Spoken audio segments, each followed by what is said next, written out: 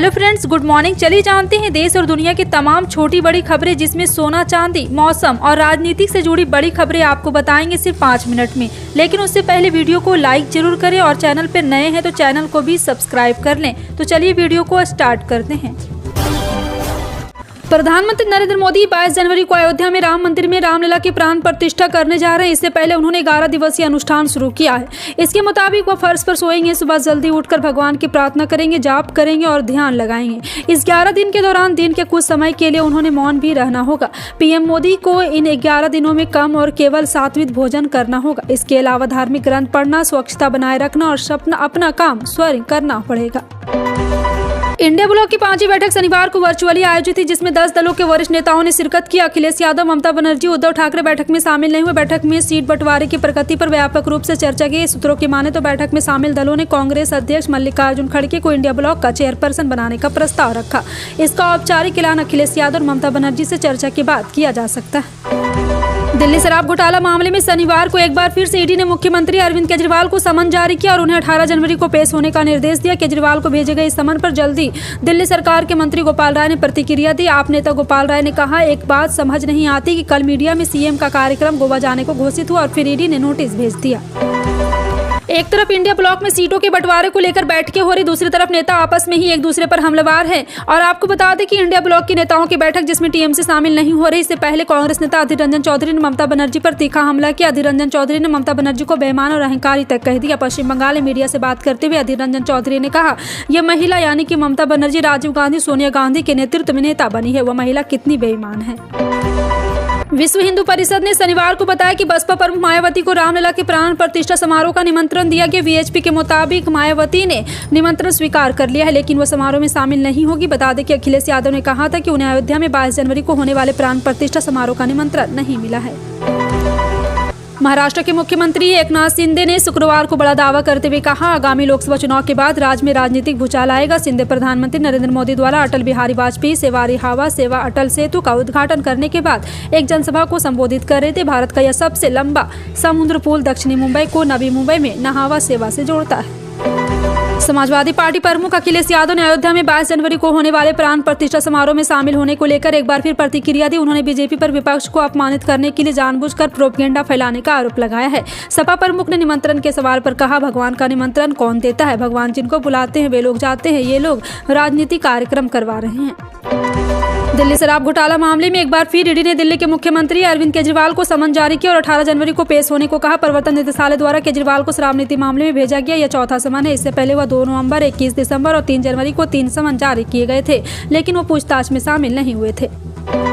मुख्यमंत्री नीतीश कुमार ने India alliance की ऑनलाइन मीटिंग में गठबंधन का संयोजक बनाए जाने के प्रस्ताव को ठुकरा दिया है। बताया जा रहा है कि कांग्रेस ने तमिलनाडु के मुख्यमंत्री एमके स्टालिन के आग्रह पर नीतीश कुमार को गठबंधन का संयोजक बनने का प्रस्ताव दिया था, लेकिन नीतीश कुमार ने इस आग्रह को ठुकराते हुए कहा, कांग्रेस का ही चेयरपर्सन बने। इंडिया अलायंस की ऑनलाइन मीटिंग में सीएम नीतीश के साथ जदयू के पूर्व अध्यक्ष ललन सिंह और बिहार के सरकार के मंत्री संजय झा भी मौजूद थे। राजस्थान ऊर्जा के क्षेत्र में गुजरात की विशेषताओं का लाभ उठाएगा। इसके लिए अधिकारी और विशेषज्ञों का एक दल जल्द ही गुजरात के दौरे पर भेजा जाएगा। यह दल एनर्जी सेक्टर में निवेश और उत्पादन को बढ़ावा देने वाली गुजरात सरकार की नीतियों का अध्ययन करेगा।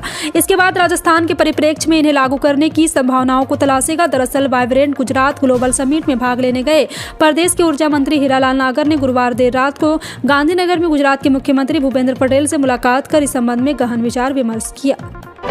मध्य प्रदेश की राजनीति में हलचल तब तेज हो गई जब पूर्व मुख्यमंत्री शिवराज सिंह चौहान के बेटे कार्तिकेय चौहान ने एक बड़ा बयान दे दिया। सीहोर जिले के भेरुंदा इलाके में कार्यक्रम में शामिल हुए कार्तिकेय ने जनता से कहा, आपके लिए अपने ही सरकार से लड़ना पड़ा तो तैयार हूं। पूर्व सीएम के बेटे का यह बयान ने अब राजनीतिक गलियारों में हलचल मचा दी है। प्रवर्तन निदेशालय ने महादेव ऑनलाइन सट्टेबाजी और गेमिंग ऐप मामले में 2 और लोगों को गिरफ्तार किया। नितिन बिट्टेवाल और अग्रिम अमित अग्रवाल को धन शोधन निवारण अधिनियम को मामले में विभिन्न धाराओं के तहत गिरफ्तार किया गया। दोनों के 17 जनवरी तक ईडी के रिमांड पर भेजा गया है। गिरफ्तार अमित अग्रवाल रायपुर का रहने वाला है, जबकि नितिन टिब्रेवाल कोलकाता का निवासी है।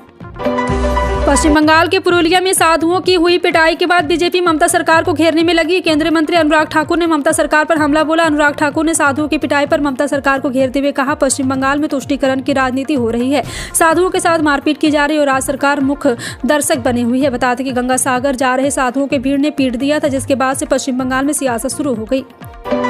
वाइब्रेंट गुजरात की गूंज अब विदेशों तक सुनाई दे रही है। भले ही इस इवेंट में टेस्ला ना आई हो, लेकिन देश और विदेश की कंपनी ने गुजरात में पैसों को बारिश कर दी। खुद गुजरात के सीएम ने इस बात की जानकारी एक्स पहले ट्विटर पर दी है। उन्होंने अपने पोस्ट में कहा, वाइब्रेंट गुजरात में 26.33 लाख करोड़ रुपए यानी $317 बिलियन के निवेश की एमयू साइन हुआ है। मध्य प्रदेश विधानसभा का चुनाव जीतने के बाद बीजेपी अब लोकसभा की तैयारी में जुट गई। बीजेपी कमलनाथ के गंज छिंदवाड़ा में सेंध लगाने की कोशिश करे। छिंदवाड़ा में जीत हासिल करने के लिए बीजेपी ने एक्शन प्लान भी तैयार कर लिया। बता दें, मध्य प्रदेश में छिंदवाड़ा एकमात्र ऐसी सीट है जो मोदी लहर के बावजूद बीजेपी जीत नहीं पाई। दरअसल छिंदवाड़ा को कांग्रेस का ही नहीं बल्कि कमलनाथ का अभेद किला माना जाता है। हरियाणा में जल्द ही बड़े पैमाने पर सरकारी नौकरी आने वाली। सीएम मनोहर लाल खट्टर ने 60,000 युवाओं को रोजगार देने की घोषणा की। ये नौकरियां राज्य में उन युवाओं को मिलेगी जिनके परिवार की सालाना आय 1,80,000 रुपये से कम है। साथ ही राज्य सरकार युवाओं को ठेकेदार बनाने का भी प्रशिक्षण देगी। इंग्लैंड को भारत के खिलाफ 5 मैचों की टेस्ट सीरीज खेलनी है। इस सीरीज से पहले इंडिया ए और इंग्लैंड अलायंस की टीम टेस्ट मैच खेल रही है। ये टेस्ट अहमदाबाद के Narendra Modi stadium ground B में खेला जा रहा है। इस मैच में विराट कोहली एक दोस्त ने शानदार पारी खेली और इंग्लैंड के गेंदबाजों की जमकर मार लगाई है। अयोध्या में राम मंदिर को लेकर भारी संख्या में आम श्रद्धालु। बीजेपी नेता पूरे उत्साह में। करीब पूरा देश इस वक्त राममय हो रहा है। मध्य प्रदेश के मुख्यमंत्री डॉक्टर मोहन यादव ने सभी जिला अधिकारियों को इस बाबत नया आदेश जारी किया। इसमें 22 जनवरी तक के कार्यक्रमों का उल्लेख है, लेकिन कांग्रेस ने सरकार के कुछ फैसले पर आपत्ति जताई है। रूस ने एक बार फिर से यूक्रेन पर बड़ा हमला किया। वार जोन में HIMARS का एक्शन भी नजर आया। वहीं पूर्वी यूक्रेन में रूसी ठिकानों पर हमला हुआ। यूक्रेन आर्मी ने हिमारस से अटैक किया है। यूक्रेन ने रूसी ठिकानों पर कई रॉकेट दागे। ज्यादा जानकारी पाने के लिए यहाँ पे एक बार फिर से आपको बता दें कि एक तरह का टैंक लगाया जा रहा है। प्रख्यात शास्त्रीय गायिका डॉक्टर प्रभा अत्रे का यहाँ उनके आवास पर दिल का दौरा पड़ने से शनिवार को निधन हो गया। वह 92 वर्ष की थी। उनके करीबी सूत्रों ने यह जानकारी दी। हिंदुस्तानी शास्त्रीय संगीत के किराना घराने का प्रतिनिधित्व करने वाली अत्रे को भारत सरकार ने 3 पद्म पुरस्कार से सम्मानित किया था। अमेरिका में तांडवकारी तूफान ने चारों तरफ तबाही मचा दी। तूफान इतना अधिक शक्तिशाली था कि हजारों मकानों की छतों को, घरों के सामानों को साथ उड़ा ले गया। हजारों पेड़ पौधे उखड़ गए और सड़कें क्षतिग्रस्त हो गई। हजारों वाहन पानी में डूब गए और अपने स्थान से सैकड़ों फीट दूर उड़कर पहुंच गए। इस शक्तिशाली तूफान के चलते अमेरिका में 2000 से अधिक उड़ानें रद्द कर दी गई। इसके अलावा 2400 में उड़ानें देरी हुई। अमेरिका में फ्लाइट ट्रैकिंग वेबसाइट के आंकड़ों का हवाला देते हुए रिपोर्ट दी गई है। MIM प्रमुख असदुद्दीन ओवैसी ने राम मंदिर को लेकर विवादित बयान दिया। उन्होंने कहा कि कोई भी राजनीतिक दल 6 दिसंबर को सदियों पुरानी मस्जिद को ध्वस्त करने के जघन्य अपराध कृत्य के बारे में बात नहीं कर रहा। ओवैसी ने कहा, शिवसेना UBT के उद्धव ठाकरे ने हाल ही में कहा था अयोध्या में मंदिर का उद्घाटन उनके पिता का सपना था। मंदिर का उद्घाटन राष्ट्रीय गौरव का विषय था, लेकिन कोई भी राजनीतिक दल 6 दिसंबर को सदियों पुरानी मस्जिद को ध्वस्त करने के जघन्य आपराधिक कृत्य के बारे में बात नहीं कर रहा। इजरायल और हमास के बीच जारी जंग के बीच यमन के विद्रोही गुट हूती विद्रोही लाल सागर में लगातार समुद्री मालवाहक जहाजों को निशाना बना रहे, जिस वजह से कंपनी इस रास्ते से जहाज भेजने से कतरा रही है। हाल ही में अमेरिका और ब्रिटेन ने हूतियों को निपटने के लिए उन पर हमला हुआ है और ज्यादा समय तक अगर जहाज इस रास्ते से नहीं गुजरेंगे तो तेल की कीमत बढ़ सकती, क्योंकि इस रास्ते बड़ी मात्रा में तेल भेजा जाता है। मौसम विभाग ने पंजाब, हरियाणा, राजस्थान, उत्तर प्रदेश, बिहार समेत 5 राज्यों में अगले 3 दिन घना कोहरा पड़ने का अलर्ट जारी किया। मौसम विभाग के मुताबिक दिल्ली NCR में भी बहुत कोहरा रहेगा। लोग खासकर सुबह व्हीकल ड्राइव करने वाले लोग सतर्कता बरतें। वाहनों की लाइट दिन में लो बीम पर ऑन रहकर वाहन चलाएं। शराब के शौकीनों के लिए बुरी खबर है। नोएडा प्रशासन ने ऐसे लोगों पर नकेल कसने की तैयारी की जो दिल्ली और गुरुग्राम से बल्क में शराब की बोतलें लेकर नोएडा या ग्रेटर नोएडा में लेकर आते हैं। दरअसल उत्तर प्रदेश में दिल्ली और गुरुग्राम के मुकाबले महंगी शराब मिलती है, जिसके चलते लोग पैसे बचाने के लिए खासतौर पर हरियाणा और दिल्ली के बॉर्डर इलाकों से शराब खरीदते हैं। अब ऐसे लोगों पर पकड़े जाने पर 5000 रुपये तक का जुर्माना लगेगा। आगामी 1 फरवरी को संसद सदन में बजट पेश होगा। इस दौरान केंद्र सरकार GYN यानी ज्ञान थीम पर कई ऐलान कर सकती है। मिली जानकारी के अनुसार ज्ञान के चारों अल्फाबेट का मतलब है G से गरीब, Y से युवा, A से अन्नदाता और N से नारी, जिन पर सरकार का पूरा फोकस है। इस बार 31 जनवरी से 9 फरवरी तक संसद सत्र में बजट सेशन होगा। यह 17वीं लोकसभा है।